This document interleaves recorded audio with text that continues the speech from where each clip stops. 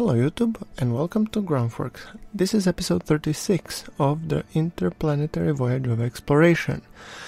And in today's episode we will be upgrading our orbital station. In a couple of episodes back we have launched a small orbital refueling station, which you can see here.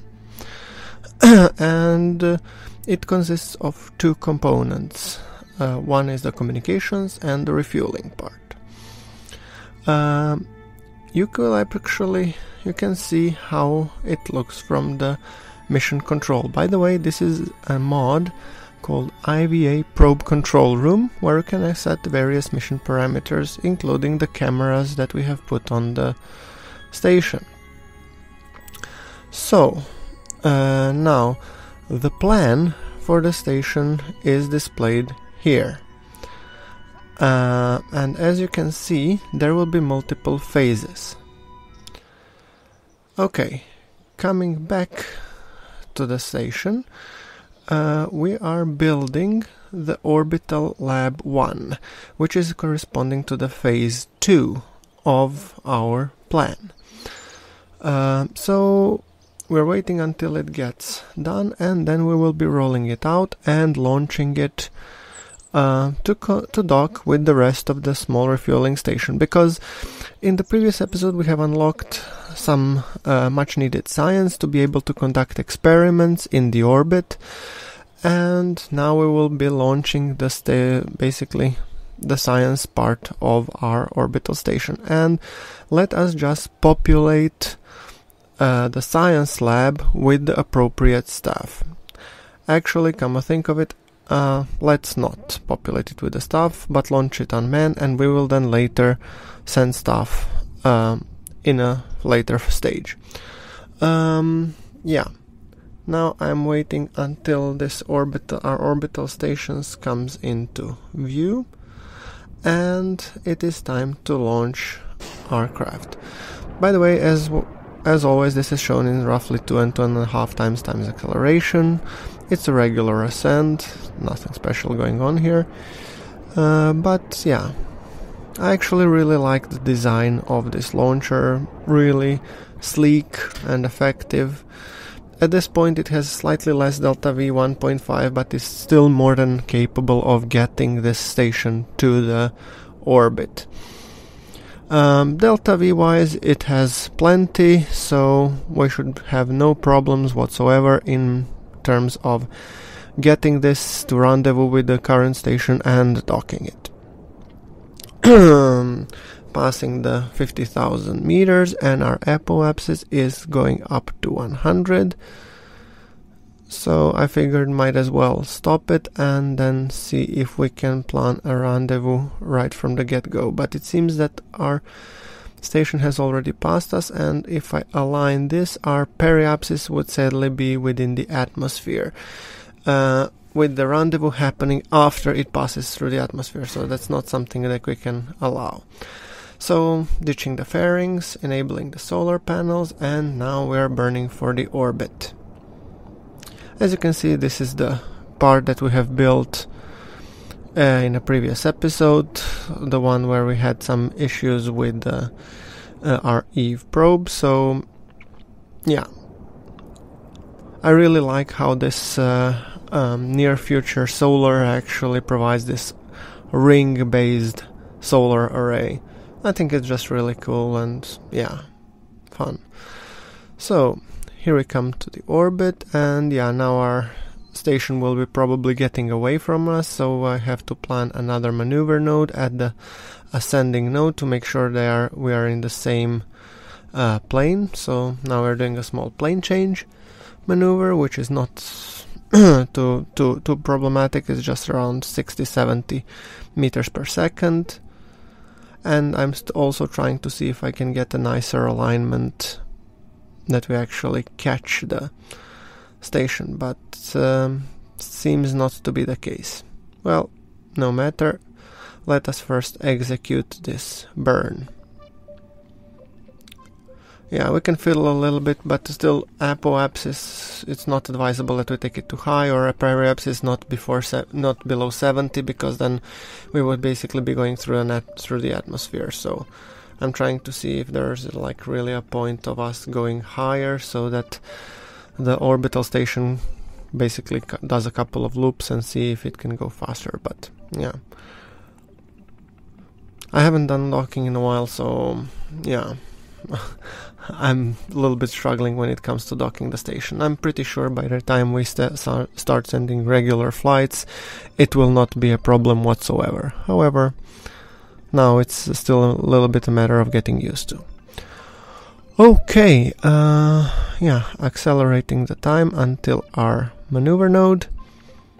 Yeah, thank you, Kerbal Alarm Clock, for reminding me. We're thrust limiting the Rhino, because otherwise it will be too hefty. And by the way, this is 090, so it doesn't have exactly name Rhino yet, I believe, but still. Okay, time warp done, and now a matter of seeing how will we actually handle the rendezvous. So now it's 160, and now I'm trying to get those two ever so close together. Or a couple of orbits back and forth. So I'm kind of hoping, okay. Yeah, there we go. Something close. And something really close. No, not like that.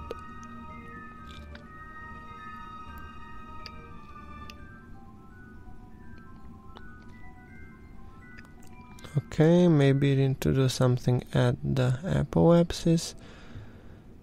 See if we can maybe put it to be something by 100 and then slowly start aligning our station. By the way, I really think that it's cool that I put the RCS thrusters even on the bottom stage. It makes maneuvering with this big rocket so much easier. The SAS would work too, but it would be struggling.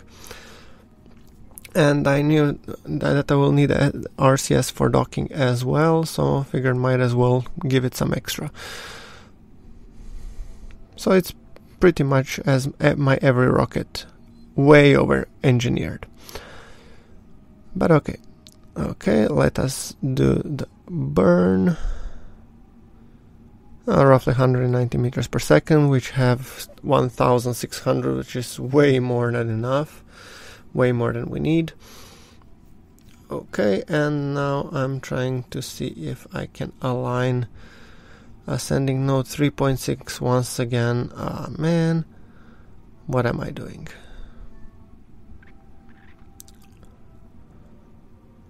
I actually have to... Yeah, okay, this was not the smartest move. Let's go to the periapsis, reduce the apoapsis, hopefully. Or vice versa. Now changing the periapsis and correcting our ascending node at the same time. So, as you can see, I'm a little bit struggling with this burn. It's one of my firsts after a while, so yeah. Don't blame me too hard for them.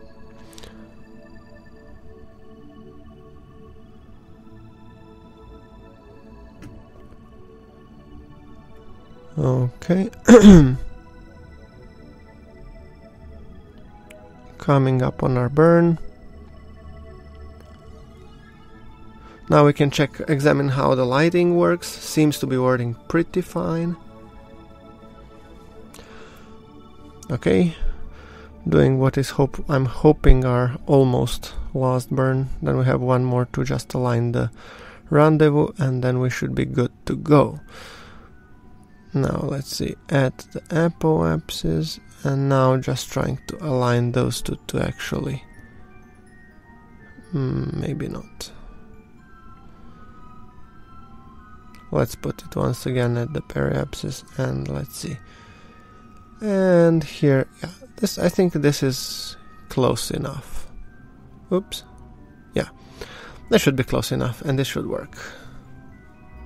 I'm trying to see if I can get it closer, but no, not really.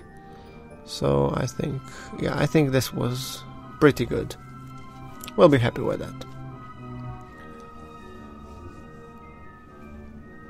We have 2 close passes, and it's just a matter of getting one to show closer than the other. But once again, when we get close, we can just burn directly, so 22 meters per second, it's not really a big burn, so yeah, we can actually do it.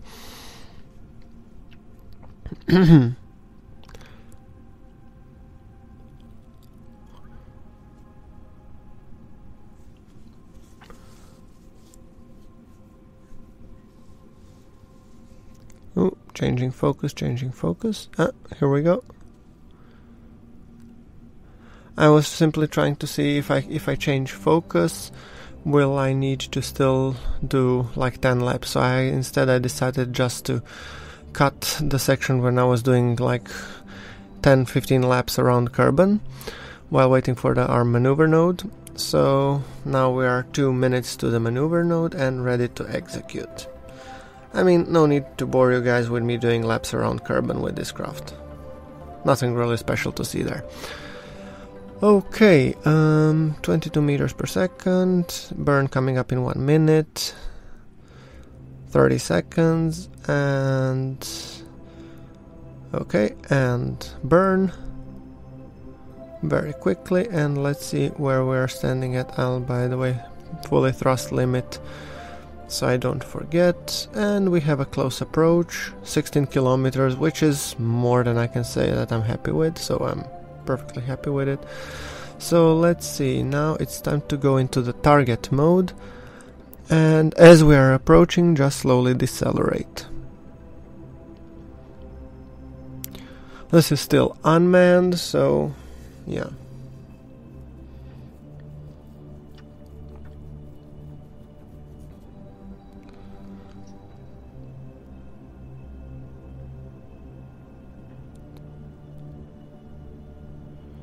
Okay, when we're burning so that we get positive velocity towards the target, and our separation is 15 kilometers, so now we're just making sure to point target retrograde so that we can stop, because I mean we are going around 80.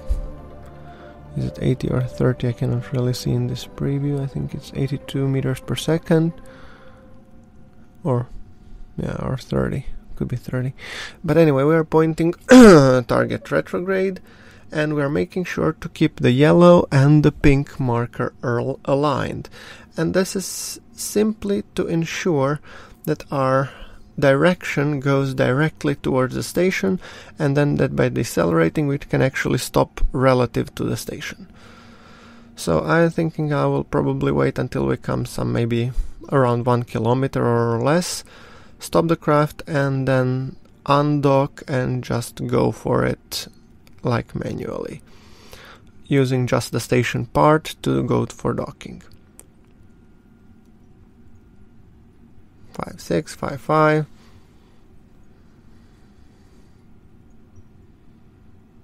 Going into time warp, and we are within physics window.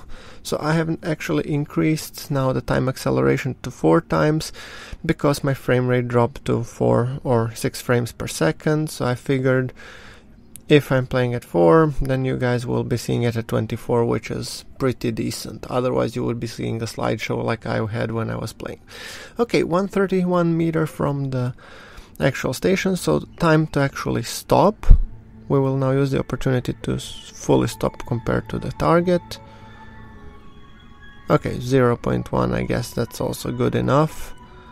Quick saving, undock, and now it's time to control from our docking port and connect to the docking port, that of the refueling station. Burning towards the target, or thrusting with the RCS towards the target.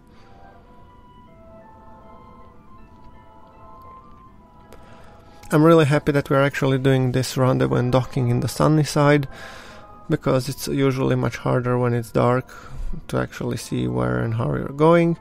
And I'm just thinking about how do I want this turned compared to the station. Is it like this? Yeah, could work like this. Then we get a nice window towards Kerbin. And now just making sure that my translative vectors are leading me towards the refuel station. 50 meters, 30 meters, stopping our horizontal motion, and I really like this docking align. It's really useful mod. And going in for the docking at 0.2 meters per second and docked. So, ladies and gentlemen, these are the beginnings of our science station. So let us rename this Station 1, Station Orbital Lab 1. I think that is a good name because it will be an orbital lab. And now I was thinking, okay, this is a screenshot. So I was thinking, now I wanted to first burn back with our ascent stage, and then I realized I forgot to put this, so I'll just delete it from the tracking station. But now, even more important, we have something interesting to do, and that is to take our SSTO prototype and upgrade it, because we actually need to take out stuff, and I believe we have to prepare our SSTO to be capable of going to the station and docking with it. Now, to do so, I mean, you saw that it had abysmally low thrust when it going with turbojets, so I decided, in a typical Kerbal fashion, like if it's not moving as it should, add more boosters, and in this case add more jet engines. So I'm just figuring like 4 jet engines will give it a little bit higher thrust to weight, hopefully around 0.6, and that should hopefully reduce our need for the aero spikes early on, which would help us save some delta V, which would help us then later on actually use that delta V to rendezvous with the station. So simple. Yes, but thinking of it, I think we actually need to simulate the vessel and see if we can take off. Yeah, 0.66, much better, that's for sure.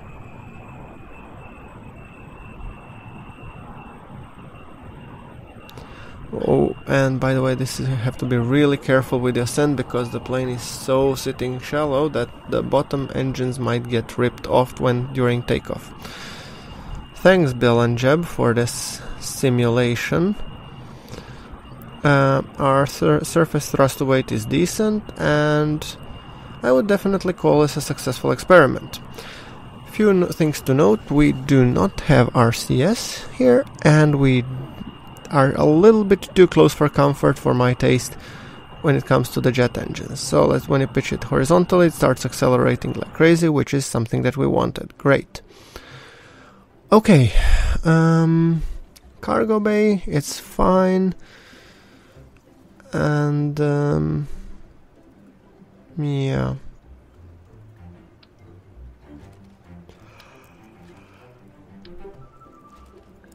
Now I'm thinking, okay, I don't need the all of these experiments actually, but I will need something else.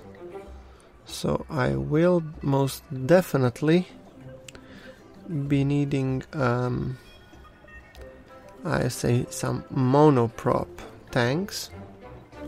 Oh, and we have Mark II monoprop tank.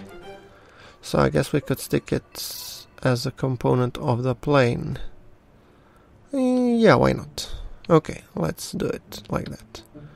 And it should hopefully help with the stability, because maybe we don't burn up all the monoprop on docking, and hopefully we return with some of it back, keeping the stability of the plane. Yeah, sure, why not?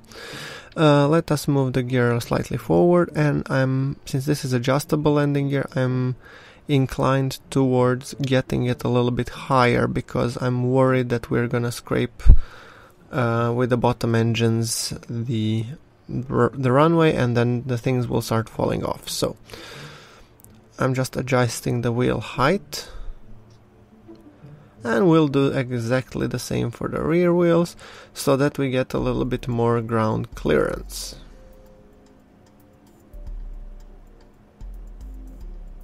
Exactly.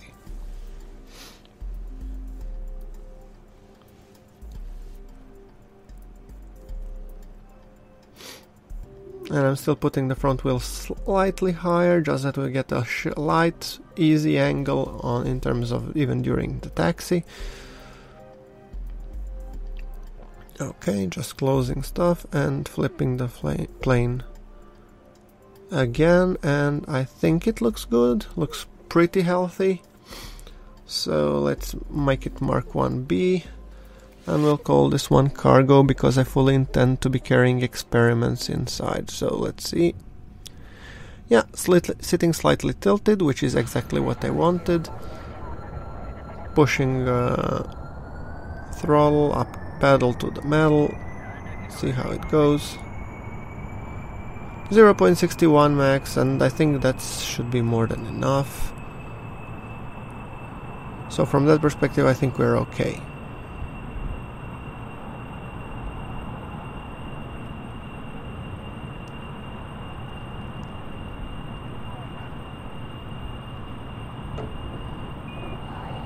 Alright, I would call it a successful simulation.